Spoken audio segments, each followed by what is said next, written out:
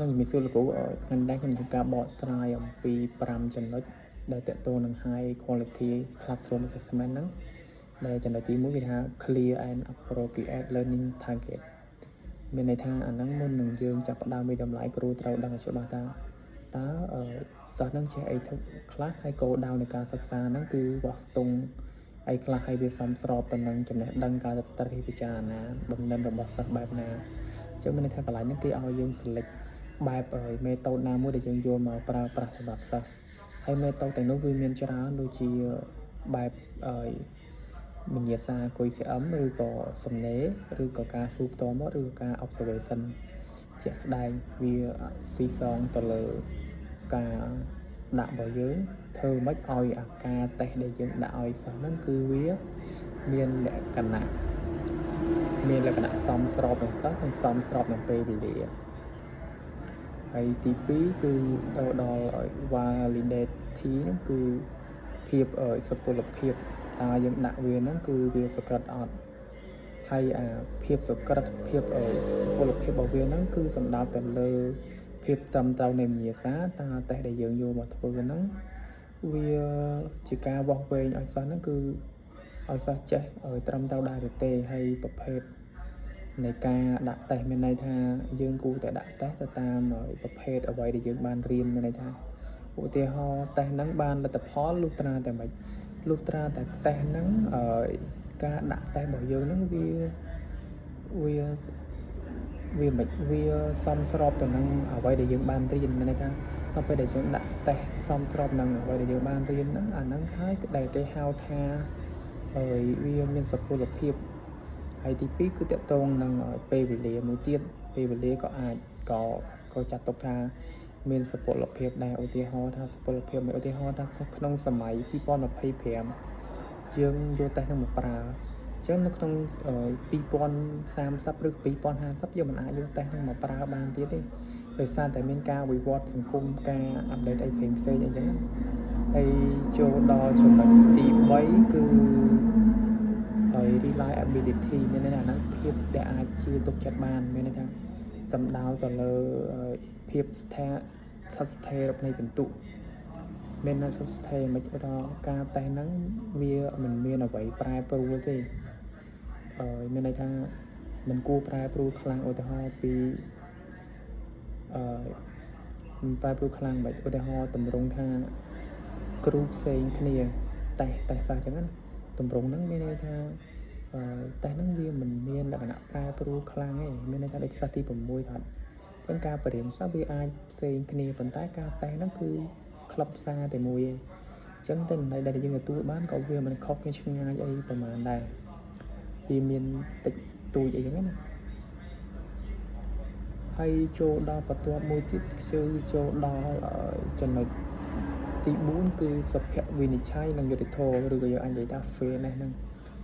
មានន័យថាការវិតម្លៃដែលមានគុណភាពត្រូវផ្ដល់ឱកាសស្មើគ្នាដល់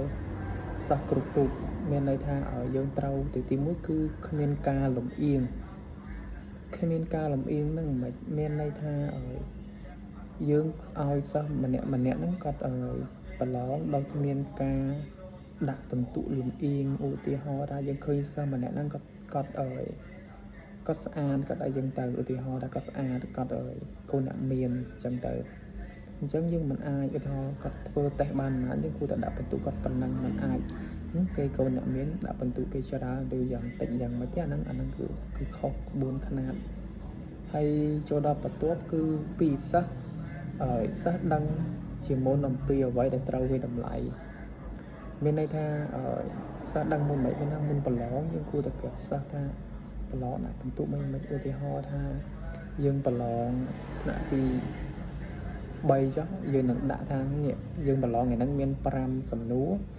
ដែលសំណួរទី1ហ្នឹងវាមានបន្ទុក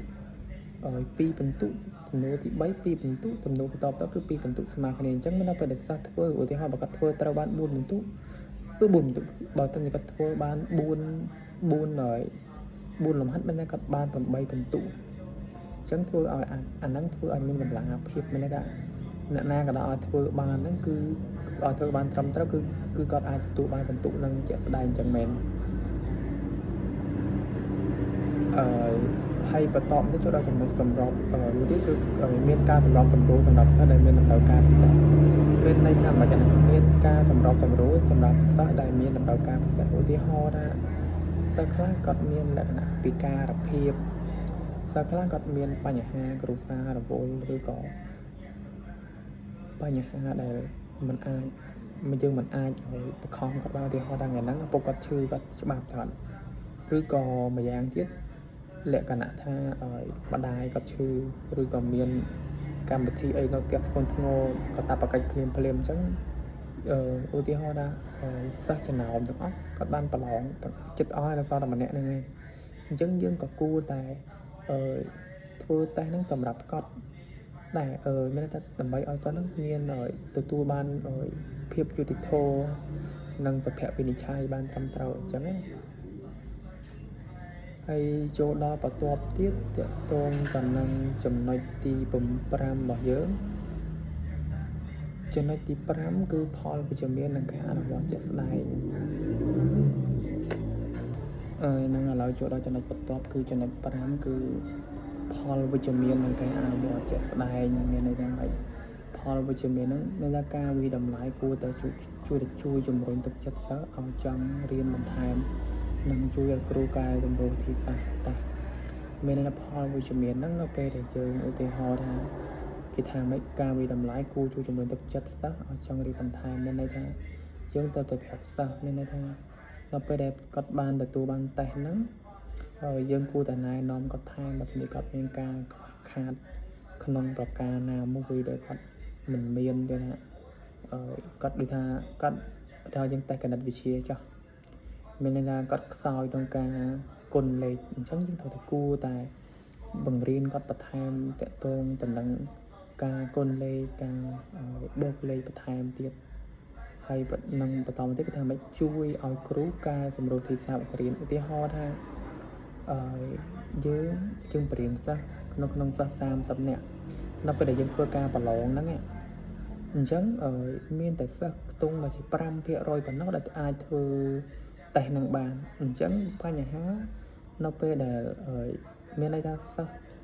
ភាគតិចដែលចេះភាគតិចដែលចេះហ្នឹងភាគតិចណាស់ដែលចេះអញ្ចឹងមានន័យថាការបរៀនរបស់យើងហ្នឹងគឺមានចំណុចខ្សោយច្រើនដែលធ្វើឲ្យសិស្សបានធ្វើឲ្យសិស្សហ្នឹងគាត់មានការចេះតិចបើសិនជាសិស្សចេះច្រើនអត់ម្នាក់ពីរនាក់វាជាបញ្ហាដែរប៉ុន្តែបើសិនជាការបង្រៀនរបស់យើងហ្នឹងសិស្សចេះច្រើនមានថាហ្នឹងគឺជាចំណុចខ្សោយរបស់យើងត្រូវតែគួរតែកែប្រែឲ្យបានល្អជាងមុនហើយចូលដល់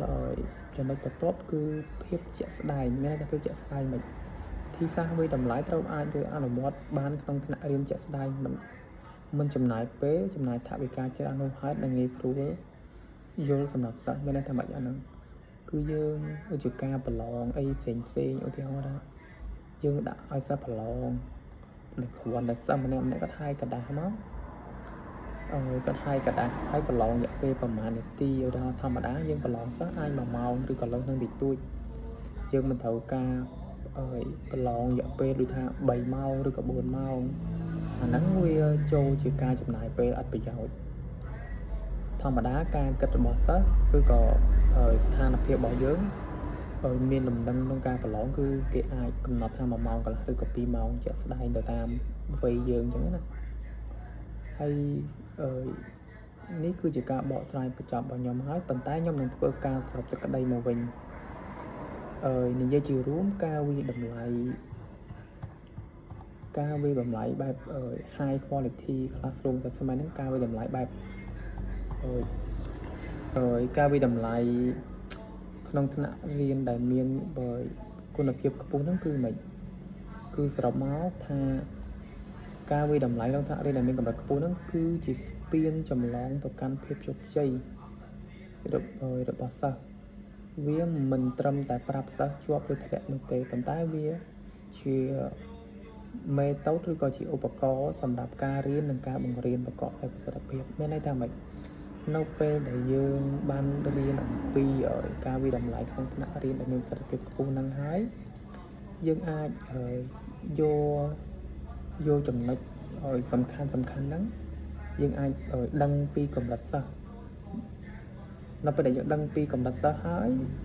dân cu để đăng ra tá cu ca đầm rầu sơ nắng bạc mạch ô thao cắt soi cần nít dân cu để bằng pin cần nít cắt bật hám soi khăm ái dân cu để bằng pin khăm ái cắt bật hám bật soi ông lẽ cu để bằng pin ông lẽ cắt bật hám hay ca soi nút tiết sáu cứ vì saiแต่ លើ sơ mình nè để dân ai chồng lại pe to luôn thì có dân ai chịu chịu prap cốt ឬក៏ prap អាណាព្យាបាលជួយគាត់នៅពេលដែលគាត់ទៅដល់ផ្ទះវិញ